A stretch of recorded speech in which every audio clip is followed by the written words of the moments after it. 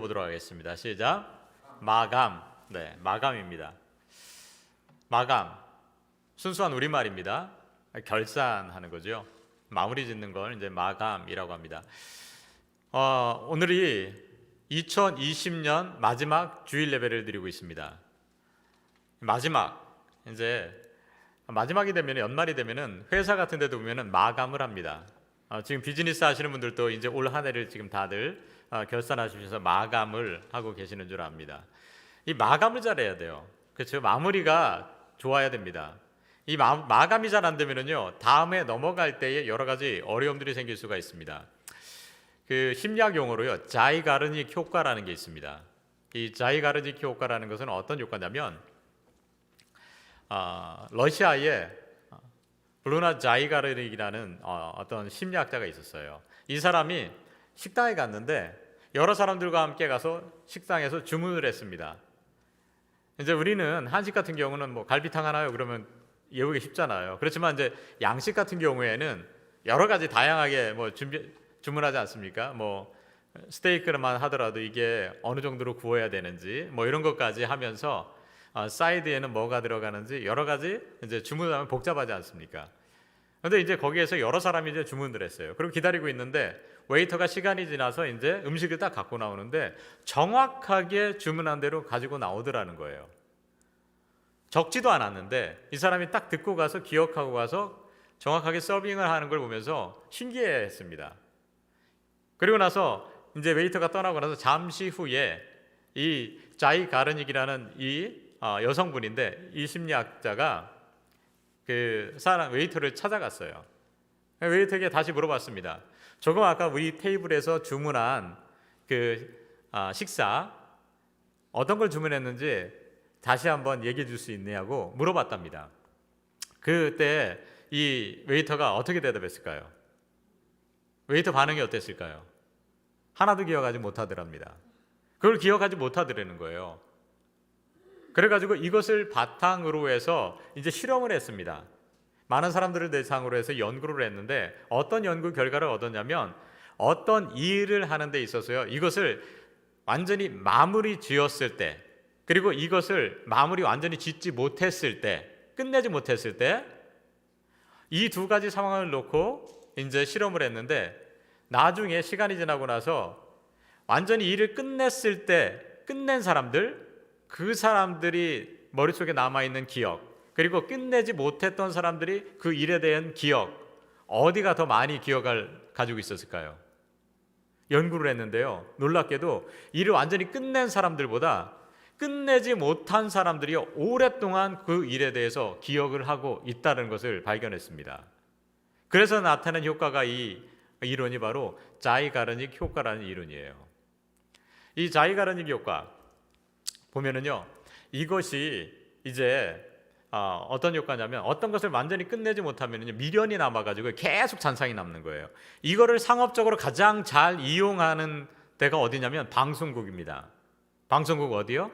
드라마 할 때. 여러분들 지금 어떤 드라마 보고 계세요?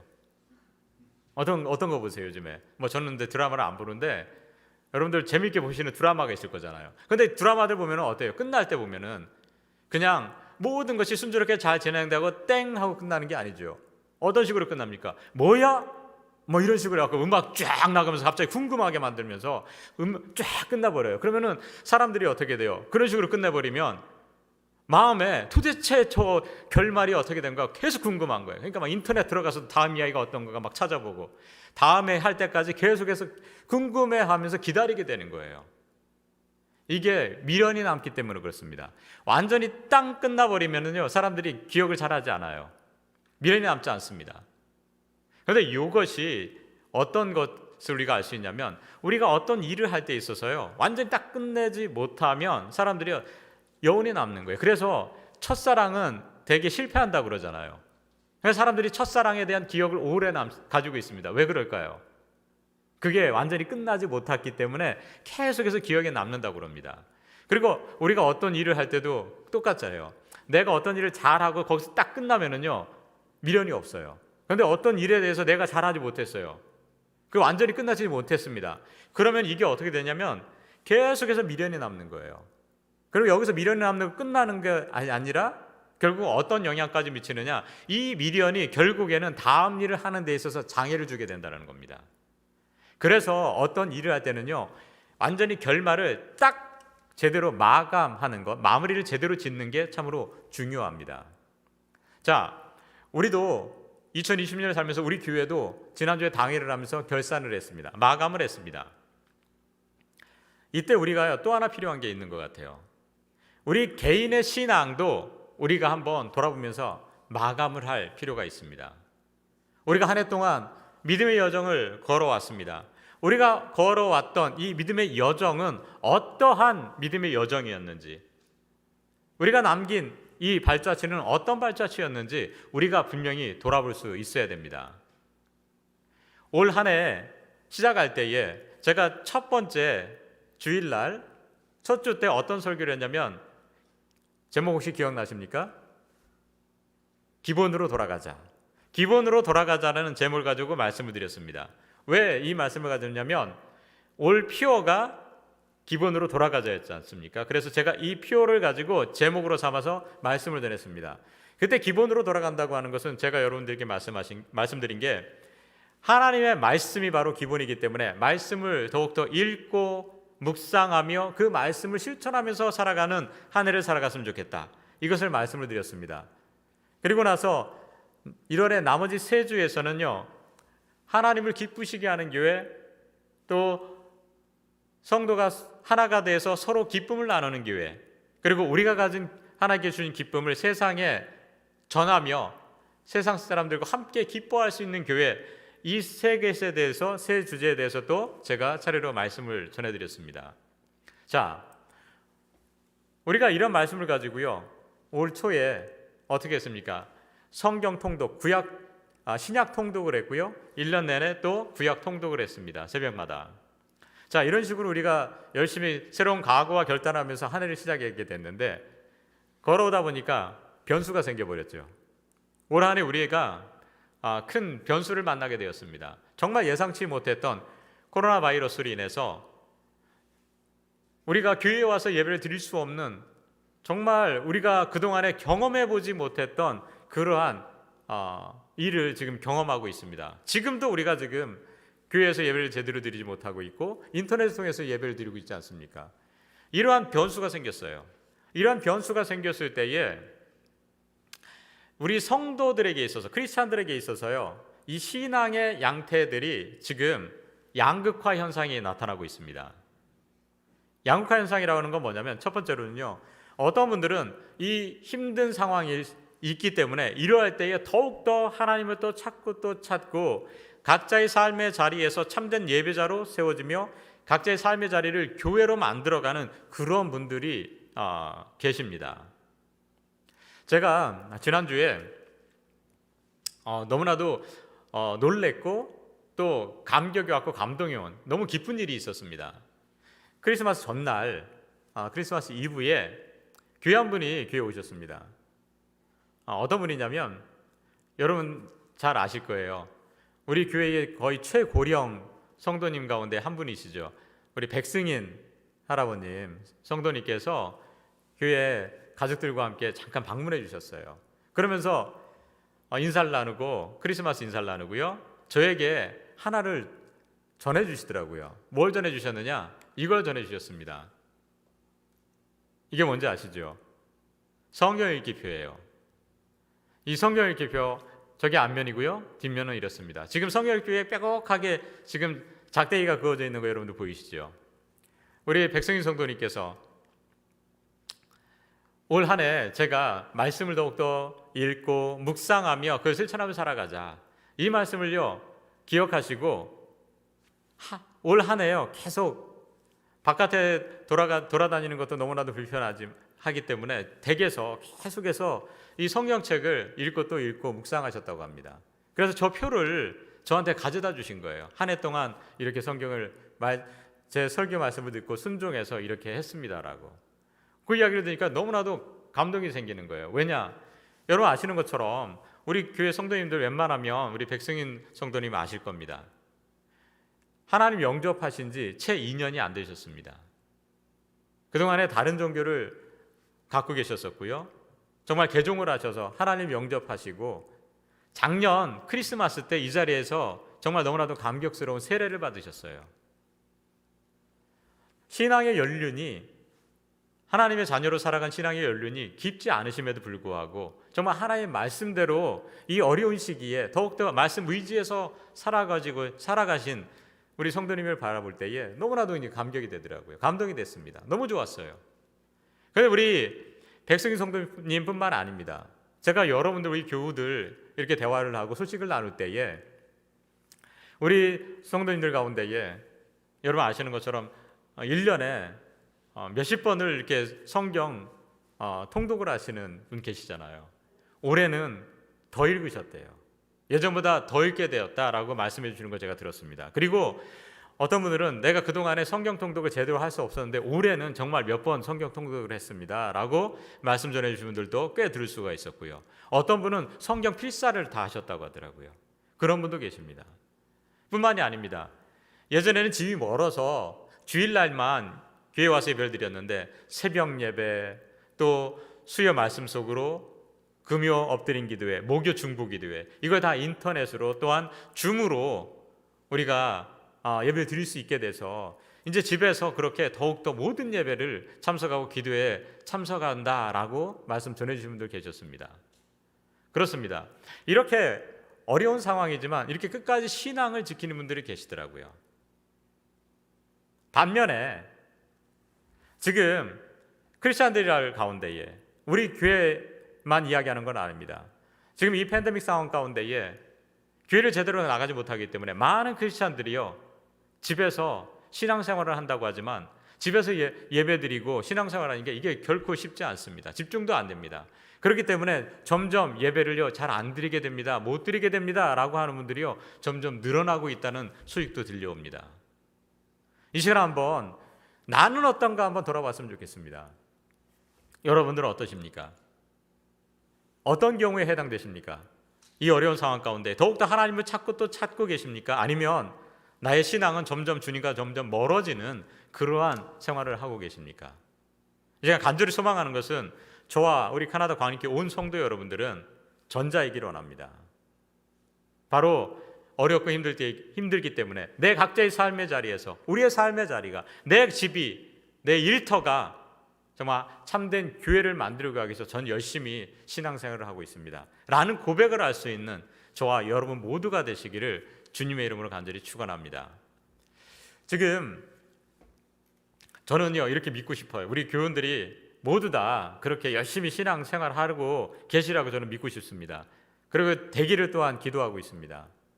그런데 혹시나 내가 올 한 해를 돌아보면서 내가 한 해를 시작하면서 다짐했던 것만큼 내가 신앙생활을 제대로 하지 못했다, 어떤 아쉬움이 남는 분들이 계시리라고 저는 생각을 합니다.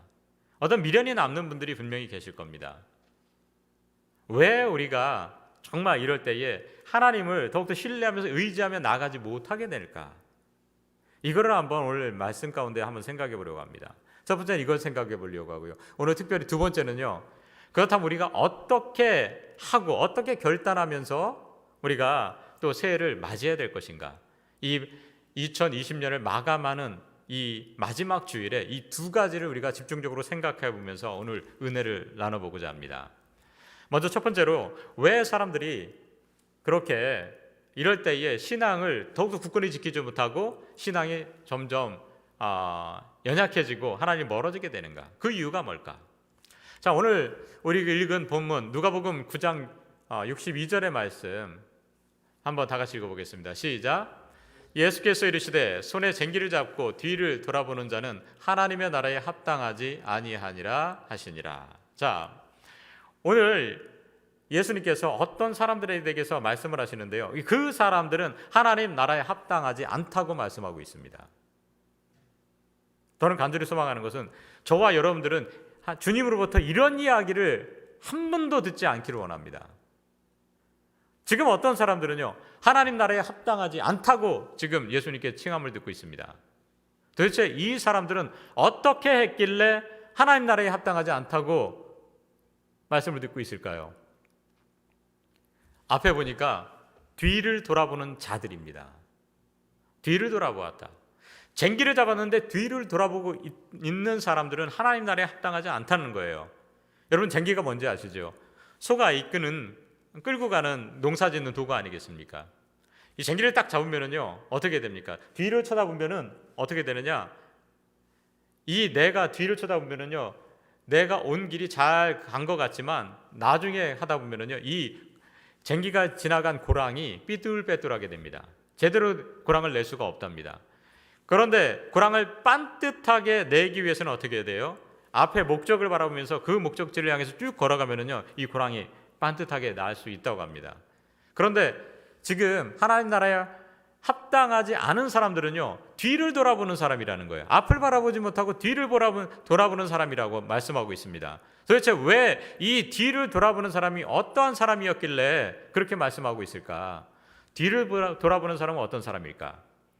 오늘 우리가 59절부터 읽었는데요. 원래 57절부터 이 말씀이 이제 시작이 됩니다.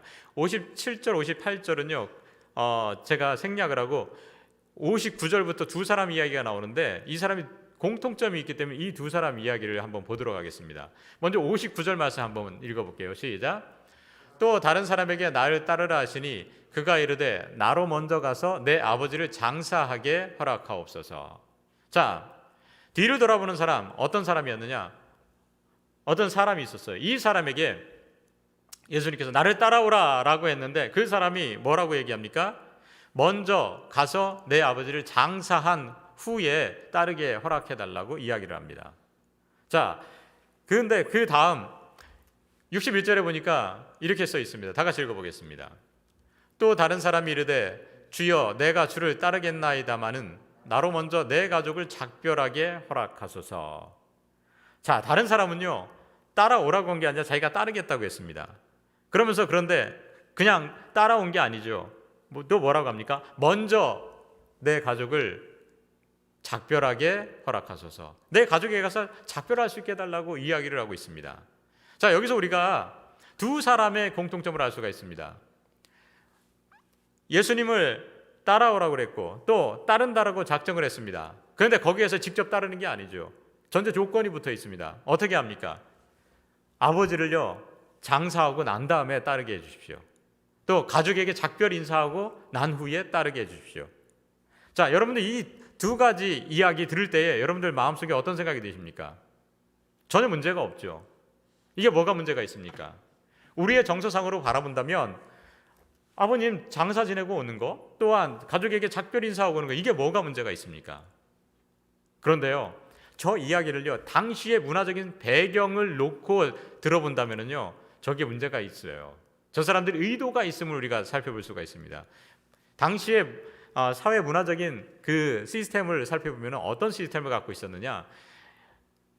유대인들의 문화 가운데는요, 어떤 문화가 있냐면 세습 문화가 있습니다. 우리도 옛날에 그 가족의 어떤 신분이나 재산이 세습되었죠. 양반은 양반이 되는 거고요. 천민으로 태어나면 천민으로 살아갔습니다. 유대민족도 마찬가지였어요. 아버지의 신분이 그대로 자기에게 이어받습니다. 그리고 아버지의 재산이 그대로 자기에게 옵니다. 가족의 어떤 유산들이요, 그대로 자기에게 내려온다는 거예요. 그러면 지금 저 사람이 아버지를 장사하고 또 가족에게 작별 인사를 한다는 것은 어떤 이야기냐면 지금 자기가 살아갈 수 있는 이 기반으로 삼는 것, 이것을요, 지금 아버지로부터 유산을 받고 나서 기반을 형성한 뒤에 이제 나중에 주님을 따르겠습니다 라는 이야기입니다. 주님께서 따르라고 했을 때에 곧장 따라온 것이 아니라 지금 자기가 원하는 어떤 세상의 기반을 먼저 하고 난 뒤에 라는 거예요.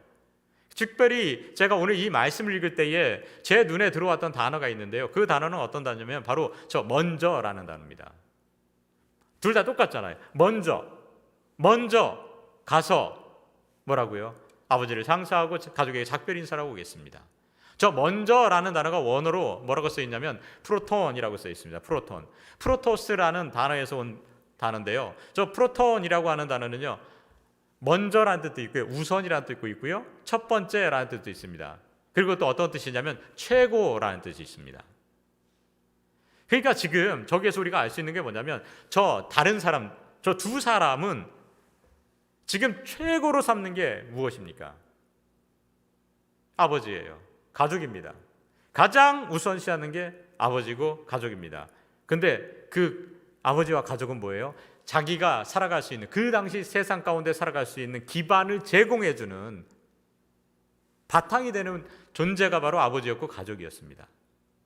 여기서 우리가 알 수 있는 게 뭐냐면, 지금 저 사람들은요, 예수님을 따른다고 했을 때에 직접 예수님을 따르는 것이 아니라 가장 먼저 누구를 우선시한다고요? 세상적인 어떤 기반을 먼저 생각합니다.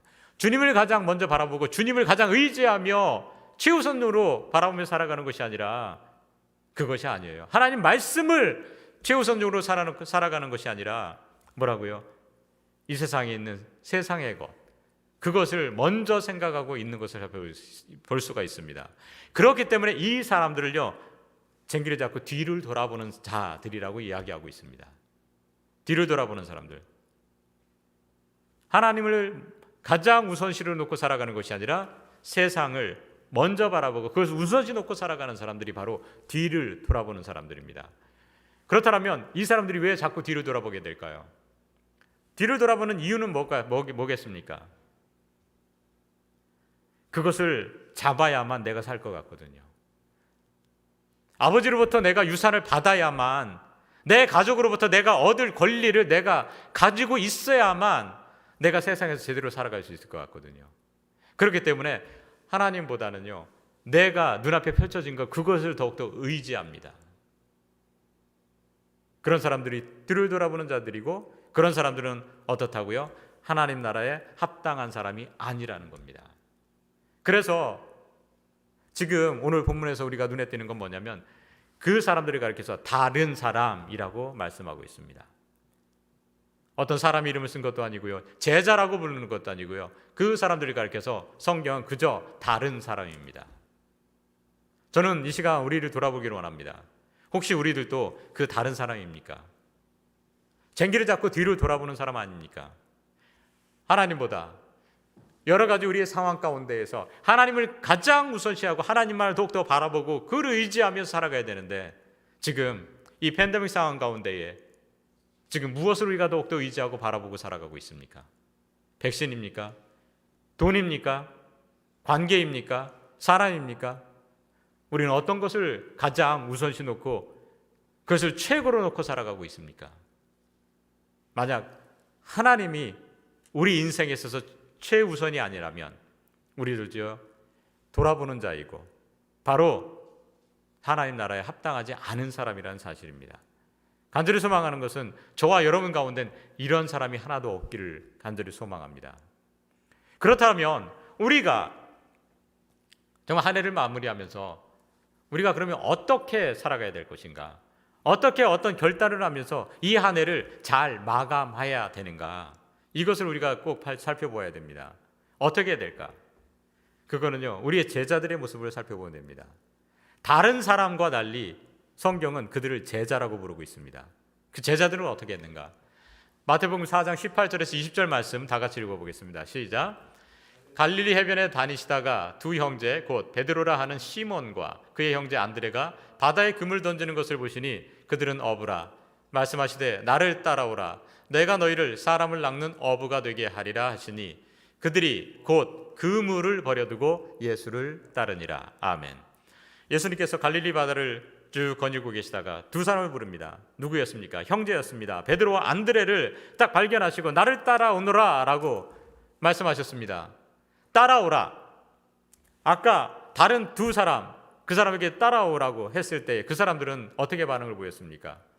그 사람들은요, 먼저 아버지를 장사하고 오게, 먼저 가족에게 작별한 인사하고 오게 해달라고 허락해달라고 얘기했습니다.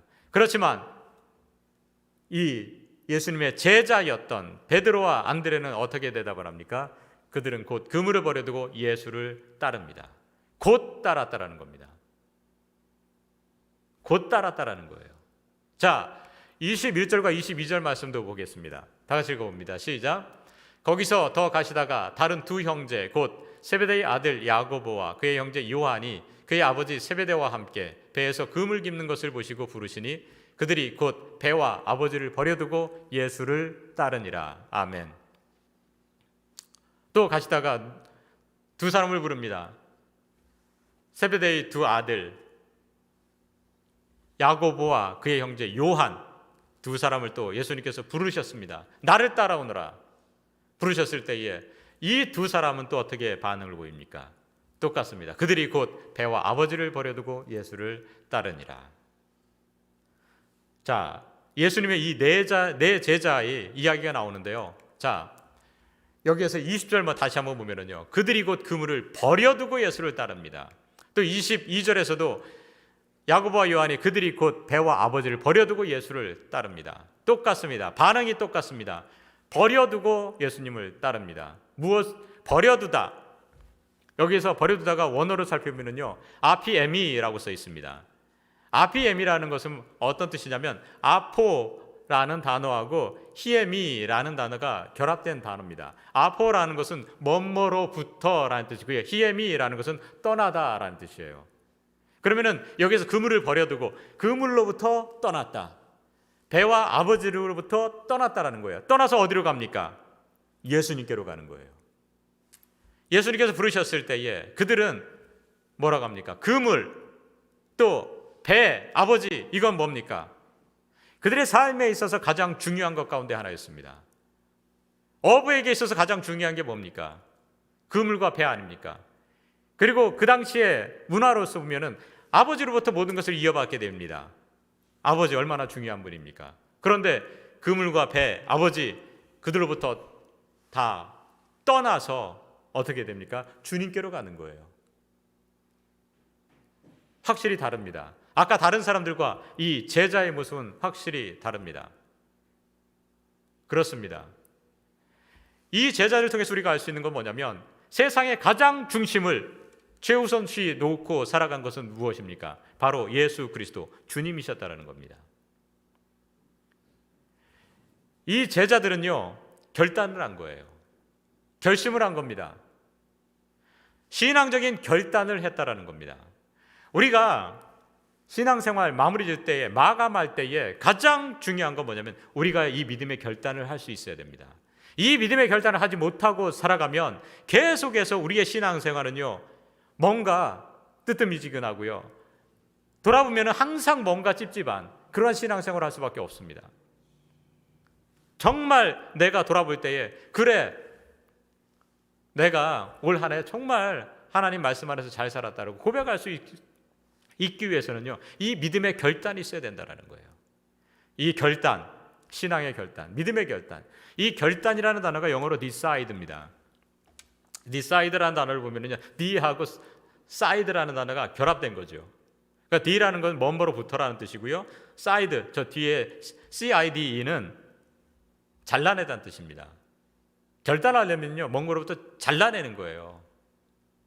내가 잘못하고 있는 것, 내가 미련을 두고 있는 것, 그물과 배, 아버지, 이거를요, 내가 그것이 있으면 꼭 살을 수 있을 것 같은 이거를요, 잘라낼 수 있어야 된다는 거예요. 이 신앙의 결단이 분명히 있어야 됩니다. 잘라내지 못하면 주님 온전히 따라갈 수가 없습니다. 잘라내고 주님을 바라볼 수 있어야 돼요. 이 결단이라는 것도 한문으로 보면 결단할 결자에 저게 무슨 단자입니까? 끊을 짠자예요. 끊어낼 때에, 잘라낼 때에 우리가 온전히 주님을 바라보며 살아갈 수가 있습니다. 올 한 해 마감하시면서요, 정말 우리가 그동안의 신앙생활 가운데에 내가 왜 하나님을 전적으로 신뢰하며 살아가지 못했는가? 그 이유는 내가 더욱더 의지하는 뭔가 있었기 때문에 그렇습니다. 그거 잘라낼 거 온전히 잘라내고 더욱더 주님만을 더욱더 바라보며 살 수 있는 이 결단을 하면서 올 한 해를 마치기를 간절히 소망합니다. 올해 이렇게 마감할 수 있게 되는 저와 여러분들에게 간절히 소망합니다. 사도 바울이 인생을 마감할 때에 이런 결단의 고백을 합니다. 어떤 고백을 하냐? 다 같이 디모데후서 4장 7절의 말씀 읽어보겠습니다. 나는 선한 싸움을 다 싸우고 달려갈 길을 마치고 믿음을 지켰습니다. 인생을 마감할 때에 사도 바울이 한 외침, 저 고백, 나는 선한 싸움을 다 싸우고 달려갈 길을 마치고 믿음을 지켰습니다. 이 고백이 사도 바울에게뿐만 아니라 저와 여러분들의 고백이 될 수 있게 되기를 주님의 이름으로 간절히 축원합니다. 올 한 해 마감, 올 한 해뿐만 아니라 우리의 인생을 마감할 때에 이러한 고백을 할 수 있는 우리의 인생, 그래서 하나님 앞에 섰을 때에 정말 우리가 잘해다 칭찬함을 들을 수 있는 그러한 인생을 살아갈 수 있는 저와 우리 가나다 광교 온 교회 여러분들이 되시기를 주님의 이름으로 간절히 축원합니다.